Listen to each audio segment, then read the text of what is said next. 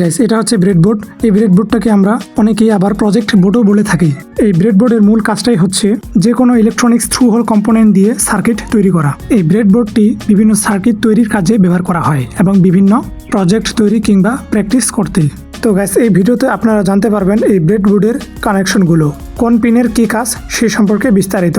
আর হ্যাঁ, আপনি যদি আমার ইউটিউব চ্যানেলে নতুন দর্শক হয়ে থাকেন তাহলে অবশ্যই টেকনিক্যাল বিডি ইউটিউব চ্যানেলটিকে সাবস্ক্রাইব করার অনুরোধ রইল। ওকে, এখন আমরা জানবো যে ব্রেডবোর্ডের কানেকশনগুলো কেমন হয়। তো এটা হচ্ছে নেগেটিভ লাইন। তো এইটা কিন্তু সম্পূর্ণটাই নেগেটিভ হয়ে যাবে। এখানে কিন্তু সবুজ চিহ্ন দিয়ে এটা কিন্তু এখানে মার্ক করা আছে। এটা কিন্তু সম্পূর্ণটাই নেগেটিভ হয়ে যাবে। ঠিক আছে, এখানে কিন্তু নেগেটিভ অর্থাৎ মাইনাসে লেখা আছে এবং এটা পজিটিভ এবং প্লাস লেখা আছে। এই লাইনটা কিন্তু সম্পূর্ণটাই প্লাস হয়ে যাবে বা পজিটিভ লাইন।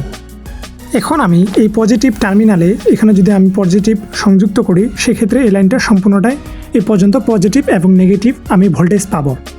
এবং এই যে গ্যাপ আছে, এই গ্যাপের এই দিক পর্যন্ত এটা কিন্তু এইদিকে বিদ্যুৎ চলাচল করবে বা বিদ্যুৎ থাকবে, আর এইদিকে কিন্তু অন্য বিদ্যুৎ থাকবে বা অন্য কিছু এখানে কানেকশন করতে হবে।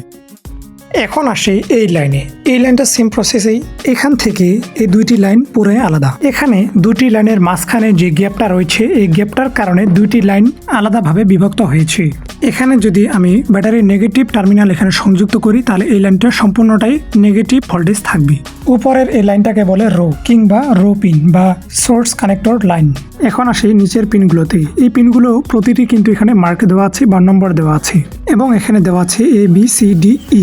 এই পিনের কানেকশনটা হচ্ছে, আমি যদি এই পিনে কোনো পজিটিভ কিংবা নেগেটিভ তার এখানে সংযুক্ত করি, সেক্ষেত্রে সোজাসুজি এই লাইনটা এ থেকে ই পর্যন্ত এই লাইনটাতে বিদ্যুৎ থাকবে এবং বাকি উপরে কিংবা নিচে কোনো ধরনের অন্য পিনে বিদ্যুৎ থাকবে না বা কানেকশন নেই।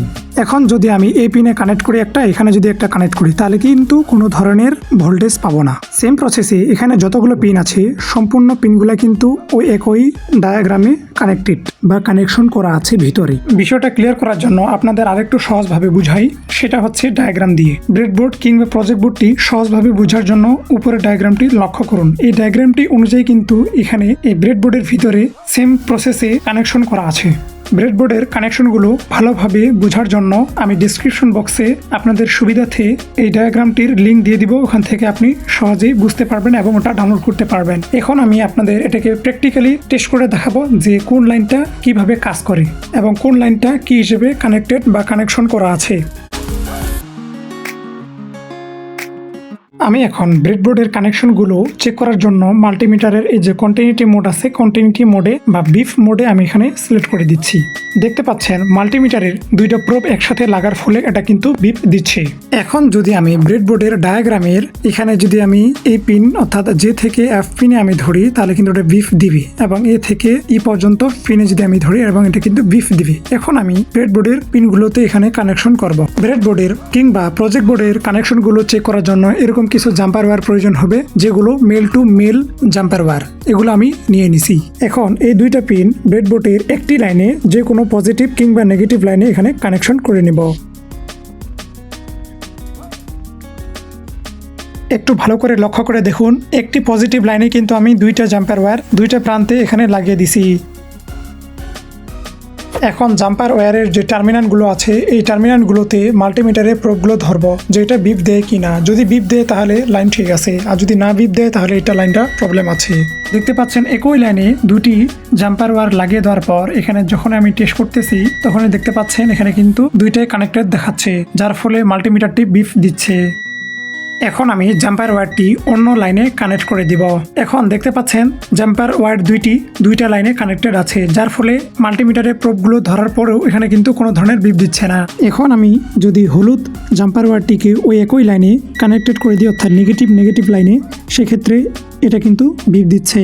কিন্তু আমি এখন যদি ওই একই লাইনে একটা প্রান্তে হলুদ পিনটা ধরি এবং অন্য প্রান্তে যদি এই কালো জাম্পার ওয়্যারটি লাগাই, দেখতে পাচ্ছেন মাঝখানে গ্যাপ থাকার কারণে এটা কিন্তু কোনো ধরনের বিপ দিচ্ছে না, অর্থাৎ এটা ডিসকানেক্টেড দেখাচ্ছে। কিন্তু আমি যদি কালো জাম্পার ওয়্যারটির ওই পিনের সাথে এখানে কানেক্টেড করি জাম্পার ওয়্যারটি, দেখতে পাচ্ছেন এটা কিন্তু বিপ দিচ্ছে।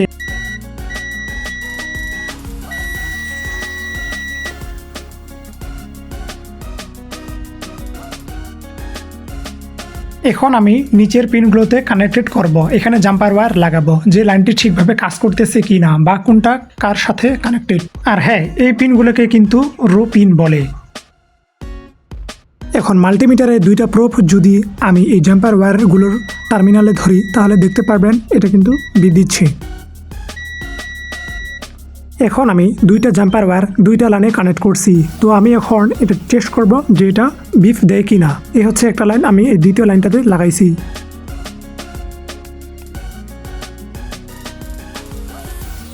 এখন আমি আবারও মাল্টিমিটারে দুইটা প্রোব জাম্পার ওয়্যারগুলোর সাথে কানেক্ট করব। দেখতে পাচ্ছেন এটা কিন্তু কোনো ধরনের বিপ দিচ্ছে না এবং কোনো ধরনের রেজিস্ট্যান্স শো করতেছে না, অর্থাৎ এটা একে অপরের প্রতি কানেক্টেড নেই, যেহেতু আমি অন্য পিনের সাথে কানেক্ট করছি। এখন যদি আমি ব্রেডবোর্ডের মাঝখানের যে কোনো একটি পিনে অর্থাৎ একটি লাইনে যদি আমি দুইটি জাম্পার ওয়্যার এখানে লাগিয়ে দিই, দেখতে পাচ্ছেন এখানে কিন্তু কানেকশন ঠিক আছে এবং এটা বিপ দিচ্ছে। এতক্ষণে আশা করি আপনারা সবকিছু বুঝে গেছেন এই ব্রেডবোর্ড কিংবা প্রজেক্ট বোর্ড সম্পর্কে, যে এর কানেকশন ডায়াগ্রাম বা কানেকশনগুলো কেমন। এখন আপনাদের আমি প্র্যাকটিক্যালি সার্কিট তৈরি করে দেখাবো যে কিভাবে সার্কিট তৈরি করতে হয় এই ব্রেডবোর্ডে। সার্কিটটি তৈরি করার জন্য প্রথমে এরকম একটি 3.7 ভোল্ট বা 3 ভোল্টের একটি এলইডি নিয়ে নিচ্ছি। এখন ব্রেডবোর্ডের যে কোনো দুইটা পিনে এই এলইডি লাইটটি এখানে লাগিয়ে নিব। তারপর এরকম একটি এসপিএসটি কিংবা অন অফ পুশ সুইচ নিয়ে নিব। এখন ব্রেডবোর্ডের সাথে যে এলইডি লাইটটি লাগাইছি ওই এলইডি লাইটের নেগেটিভ লাইনের সাথে এই সুইচটি একটি টার্মিনাল অ্যাড করে দিব এবং সুইচের অপর টার্মিনালটি যে কোনো একটি লাইনে লাগিয়ে দিব। এখন এই যে এলইডি লাইটটি রয়েছে এই এলইডি লাইটটি যেন ফিউজ না হয়ে যায় সেক্ষেত্রে আমি এখানে একটি 1 কিলো ওহমের রেজিস্টার ব্যবহার করব, কেননা যে ব্যাটারিটা এখানে আমি ইউজ করব সেই ব্যাটারিটা 8.25 ভোল্টের। এখন এলইডি লাইটের পজিটিভ টার্মিনালে একটি রেজিস্টার এখানে ওই সেম লাইনের সাথে যে কোনো পিনের সাথে এখানে লাগিয়ে দিব এবং অপর রেজিস্টারের পিনটি অন্য একটি পিনে ঢুকিয়ে দিব। সময় বাঁচার ক্ষেত্রে আমি আগে থেকেই সার্কিটটি তৈরি করে নিয়েছি।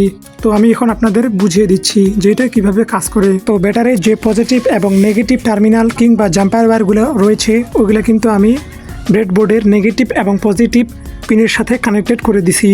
এখন আমি ব্যাটারির একটি নেগেটিভ জাম্পার ওয়্যার সুইচের নেগেটিভে লাগিয়ে দিছি এবং অপর লাল জাম্পার ওয়্যারটি অর্থাৎ পজিটিভ জাম্পার ওয়্যারটি আমি এলইডি বাল্বের রেজিস্টরের অর্থাৎ পজিটিভ রেজিস্টরের টার্মিনালে লাগিয়ে দিছি। তো আশা করি এই ছোট্ট সার্কিটটির কানেকশনগুলো আমি কিভাবে দিয়েছি এবং এটা কিভাবে কাজ করে এই বিষয়ে আপনারা বুঝতে পেরেছেন।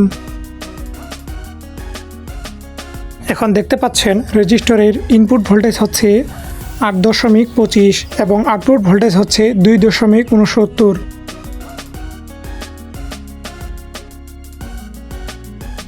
তো গাইস আজ এ পর্যন্তই। আশা করি ব্রেডবোর্ড কিভাবে কাজ করে এবং এর কানেকশনগুলো কেমন হয়ে থাকে তা এই বিষয়ে ক্লিয়ারলি হিসেবে বুঝতে পেরেছেন। এতক্ষণে আপনাদের সাথে ছিলাম চন্দন বর্মন। তো গাইস এই ভিডিওটি যদি আপনাদের অবশ্যই ভালো লেগে থাকে তাহলে অবশ্যই লাইক এবং সাবস্ক্রাইব করতে ভুলবেন না। আর যারা এই দুইটি আগে থেকেই করে দিয়েছেন তাদেরকে অসংখ্য ধন্যবাদ। তো দেখা হচ্ছে আরেকটি নতুন ভিডিওতে। ততক্ষণ পর্যন্ত সবার সুস্বাস্থ্য কামনা করে আজ আমি ভিডিওটি এখানেই শেষ করতেছি।